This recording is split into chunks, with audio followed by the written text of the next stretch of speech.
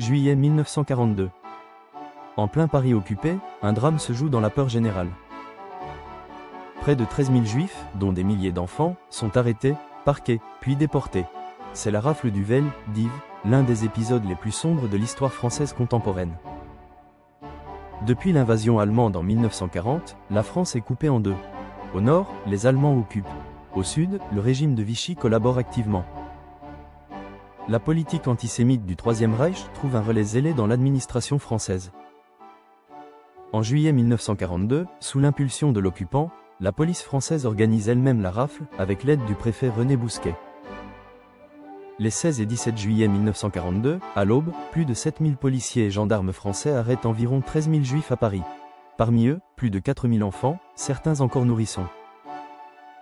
Ils sont d'abord regroupés au Vélodrome d'Hiver, un stade couvert du 15e arrondissement, sans nourriture, ni soins, ni toilettes suffisantes. Sous une chaleur accablante, les familles attendent, entassées. Les pleurs résonnent dans les gradins. Beaucoup espèrent encore que ce n'est qu'un mauvais moment. Mais ce n'est que le début. Après plusieurs jours, les familles sont envoyées dans les camps de transit de Drancy, Pithiviers ou Beaune-la-Rolande.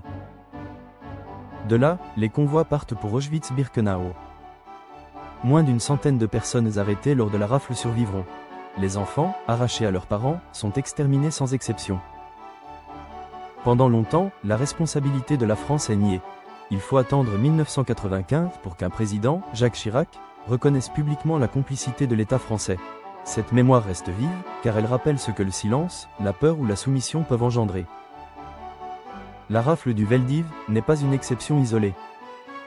Elle témoigne de la collaboration administrative, de l'abandon des valeurs républicaines, et de l'ampleur du crime contre les Juifs de France et du monde entier. Enseigner, transmettre, commémorer, c'est notre devoir de mémoire. Pour continuer à explorer ces moments douloureux de l'histoire, abonne-toi à Capsule du passé.